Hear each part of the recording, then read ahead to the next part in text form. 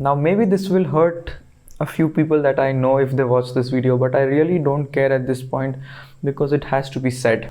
I don't understand this mindset and I don't like this mindset, and such a mindset can only bring disasters, okay? Hello and namaste to everybody. I hope you guys are doing well. So this is a video a lot of you have been asking me to make since the last 1.5 months, ever since I've come back from my Manaslu expedition. To be honest, I tried to record this video a couple of times, but the emotions were very raw. Said some of the things in the video which I was sure will hurt a lot of people who were there. So I thought let it be, because either you say it all or you don't say anything at all. So for people who don't know, this was my third 8,000 meter expedition. The first one was Everest in 2019. The second one was Annapurna in 2021. No summit, unfortunately.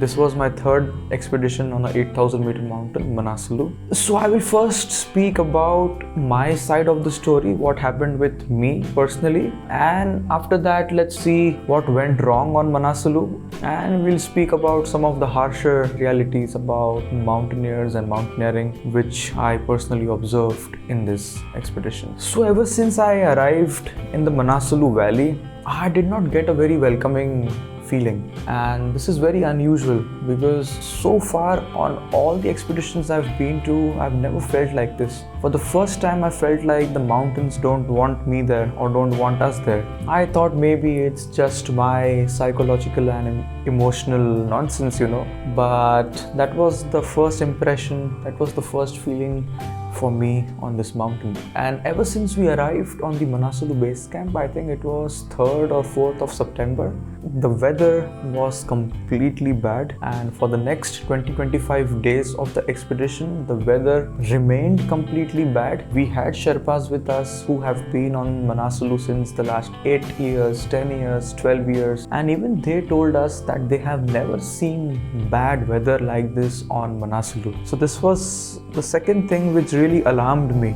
Most of the days on the base camp was raining. Higher up on the mountain it was heavy snowfall. Sometimes it was storm, sometimes heavy blizzards were blasting the mountain slopes, and it was all like that. We started with our rotations. The rotations were done in a very bad weather conditions. The weather is not so great, but it's okay. I don't remember walking any day when it was sunny or when it was clear weather. Non-stop snow, non-stop visibility poor, sometimes high winds, and very cold, very cold mountain.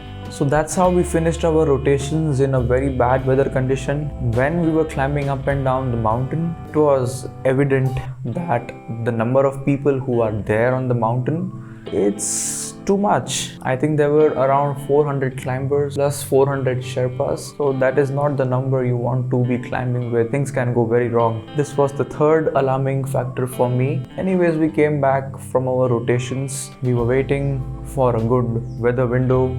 So yesterday I was packing and getting ready, and in the night when we were having dinner, we got a news that the people who are already up there, they said that the route between camp 2, camp 3, camp 4, it's just not possible to go. Too much snowfall is still happening up there, so we had to postpone our summit push plan. It's a lot of uncertainty right now, so let's see what Manaslu has in store for us. It's all patience game, 8,000 meter is 80% patience and waiting, only 20% climbing. All the reports said that the weather looks bad and bad and bad and bad. It didn't seem to get any better. In this waiting period, something very strange happened to me. I was sleeping in my tent one afternoon and a spider bit me on my leg. Now, first of all, it is absolutely impossible actually to have insects and spiders at the altitude of 4,800, 4,900 meters at Manaslu base camp. I'm feeling very bad, defeated to make this video. I'm at Manaslu base camp right now. I am not able to go up. A few days ago, a spider bit me on my leg, and that bite started getting infected and got worse and worse and worse. It is exactly where the boots are worn. I tried wearing them and going up, simply not possible. Just too much pain, and it increases the swelling, and the infection area spreads and increases when I wear the boots. Summit push would be 5 days long. I don't think the leg can take it. Unfortunately, I cannot go up.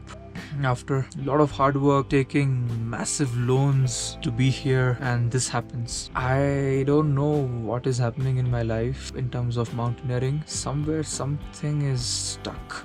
I just want to climb mountains, and it's not happening. So close yet so far. And the reality is, if you don't summit, nobody asks you. Repaying the loans becomes very difficult. So many people have been rooting for you, have been waiting for the good news of the summit. This is not a video which I ever want to make. And thank you for all of you who supported me. I can't tell you how bad I feel turning away from here. Everything was going well. The rotations went well. I was feeling strong physically, mentally, no problems at all. But life wants something else. A good mountaineer is not somebody who has good strength or who has good stamina or who has good skills.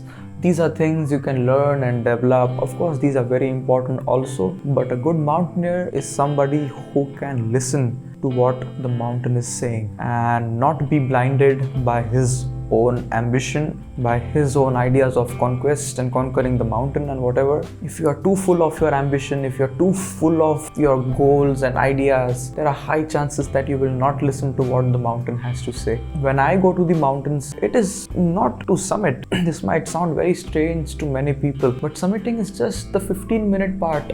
You stand on the summit for just 15 minutes throughout the whole expedition. So if that is your goal, then all the best, because you are missing out a lot of beautiful things that a mountain can offer. So for me, the goal is just to be out there in the mountains, Each and every day feels like standing on summit for me. And I've said this in my Annapurna documentary, and after that, a lot of times I've said this. Summit is never success. Safety is success.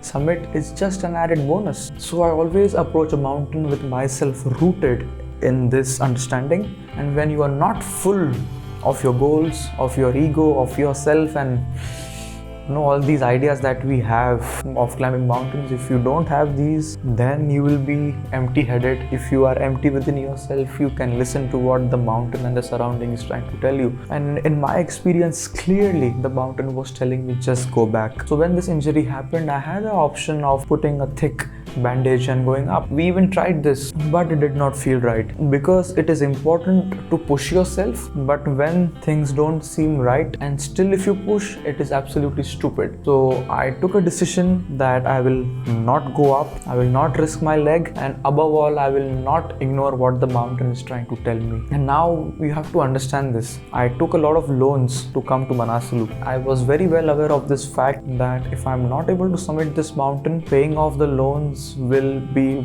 very difficult for me, and that is what is happening right now. I'm under very heavy loans and life is very difficult right now, but I have no regrets walking away from the mountain. So out there it's just you and the mountain. All the worldly things are left behind. That is why it was very easy for me to take this decision of walking away from the mountain, again choosing safety over success. So I came back on 25th of September back to Kathmandu with a very heavy heart in a way, because another expedition of mine had not been successful in terms of summit. So my flight back to Mumbai was booked on 27th of September. On 26th September, I was sitting in a cafe having lunch, and I got a call from my friend Keval. He told me, "Did you hear about what happened on Manaslu?" What happened? He told me there was a massive avalanche between Camp 3 and Camp 4, and that a lot of people are caught in it, buried in it, hurt by it, and mostly even killed by it. All the Sherpas from the Satori Adventures team, all our Sherpas were caught in that avalanche. And when I heard that, my heart kind of stopped, We have to go. Many people were up there. My God. No,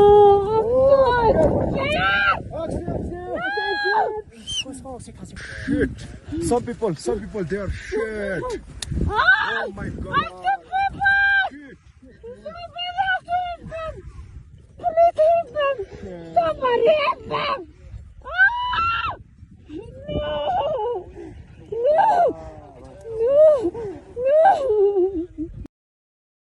And it was very difficult for me to accept this, that my people who went up there were caught in this avalanche. In the next few hours, I went through something that is called as survivor's guilt. I felt so guilty for surviving this, I got off easy. A goddamn spider saved my life, and I felt so guilty that I should be up there with my team. I should be up there helping them or be affected by the avalanche, Leaving my people behind seemed like such a terrible thing to do. So I called Rishi Bhandari ji, the owner of Satori Adventures, and I told him, look, I am acclimatized, put me on a heli right now and take me to where the avalanches happened. I will be able to help. He told me the weather is very bad up there and no helis are flying up there.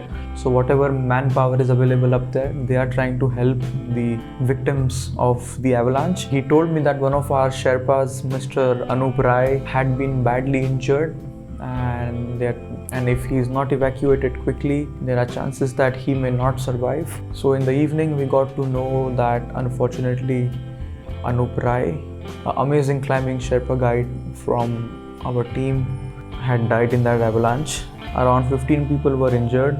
Anup Rai was such a beautiful human being, very calm, very pleasant guy to talk to, and very jolly, always smiling.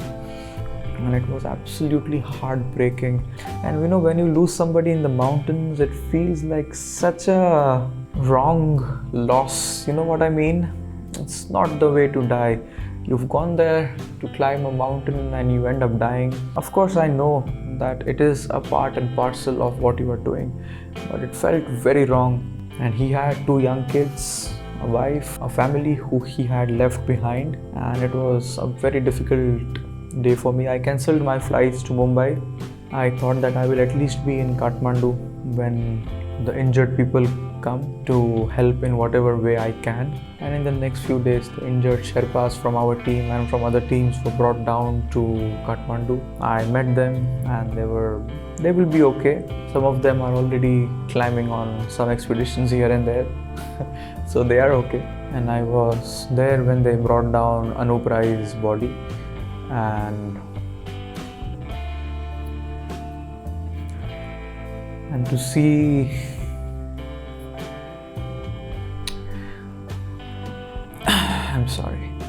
and to see how their family felt and how their life is going to be without this man, you feel bad for them, and you feel that you also have people back home. It could have been you in that avalanche. And I think it was my Guru's grace, my Devi's grace, the blessings of my parents and prayers from everyone I know. The spider bit me up there and saved my life in a way. And I've told my parents this once a long time ago, that you will not burn me, I will burn you.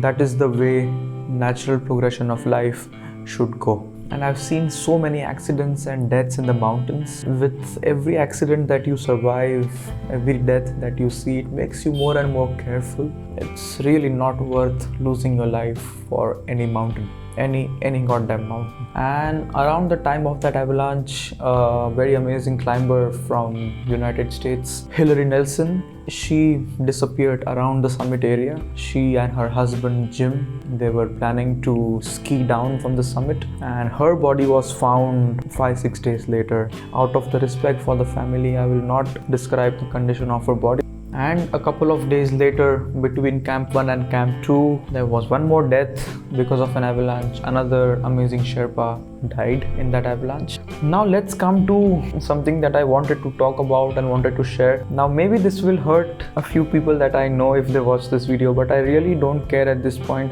because it has to be said. On this Manaslu expedition, we saw the best examples of summit fever.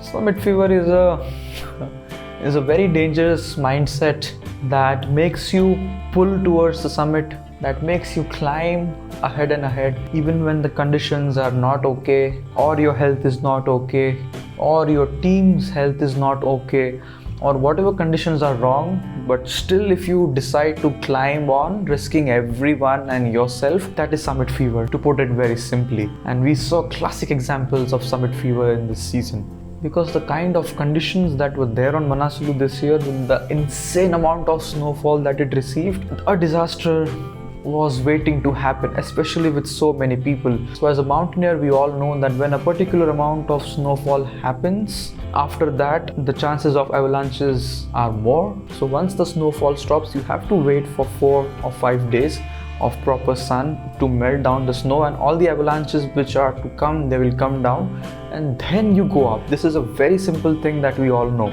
Now this is something everybody who went up there around the time of that avalanche did not do in a way. If a disaster like this happens, then you cannot blame the mountain, because the conditions were screaming out loud that avalanche can happen, and it did happen. And for some reason, everybody on the mountain was in such a hurry to go up.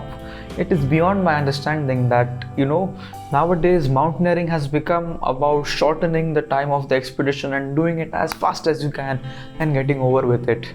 I don't understand this mindset, and I don't like this mindset, and such a mindset can only bring disasters, okay? If things go right here and there with such people, it's okay, God bless them. But with such a mindset, if you approach a mountain, a disaster is waiting to happen, and we saw it on this expedition. Everybody was in a hurry. Nobody had the patience to wait after such a heavy snowfall, to wait for the weather to get okay and to go up. And another thing that really shocked me is that a lot of people who I know personally were present up there when the avalanche happened. They were not caught in the avalanche, but they were there in helping and rescuing and recovering people. Despite seeing what the mountain had done and the mood of the mountain, they still decided to go ahead, putting themselves in risks and putting their Sherpas in risks. Because I think when such a disaster happens, and the point to note is that snowfall had not stopped, so the risk of avalanche was again present. It was not like the conditions were okay and they went up. No, the conditions were just as bad. The winds were high. There were every signs that the mountain is telling you to go down. But these people, they still decided to push ahead. I really don't understand how they can be so selfish, so heartless to put their Sherpas' lives in risk, seeing what had happened a day before. See, if you want to go ahead, take a risk for yourself, do that. But the Sherpas who are with you are not there because it's their goal, it's their dream to climb that mountain. It is your bloody dream. For them, it is work. And in such bad conditions, if you want to go up, you go up. In my opinion, you should not put your Sherpas' lives in risk. I'm saying this in a very direct way because I feel like that's how it is. And for those people who submitted Manaslu in bad weather, in bad conditions after this disaster, they took such a stupid risk. I have no respect for their success, and I have completely lost respect in my eyes for them. If they are watching this, you're feeling bad, it's okay, but that's how I feel. Okay? Because as a mountaineer, if you don't know when to walk away, then okay. Yeah. So this is what happened on Manaslu, and I have seen a lot of deaths, a lot of accidents, but this expedition shook me a little from within because I don't know, it was just clear signs that the mountain doesn't want us up there, and still you push your luck, you push against the will of the mountains, and if a disaster happens, it is not the mountain's fault, it is our fault for not having the ears and the eyes to look at the mountain and to hear the mountain. There will be no more documentary on Manaslu because it is just this. There is not much to show, okay? It was a very disastrous season on Manaslu, and I hope the mountaineering community, the people in mountaineering and the young mountaineers who are coming up learn from this and avoid the mistakes that happened on Manaslu. You can never blame a mountain, okay? For whatever happened, you can never blame a mountain. If you have the eyes and the ears, the mountain is constantly telling us how it's going to be. You just need to have your eyes, your ears and your heart open to the mountains, and the mountains will take care of you. My condolences to all affected on this expedition. Thank you so much for watching this video. Jai Hind, Jai Maharashtra. Thank you.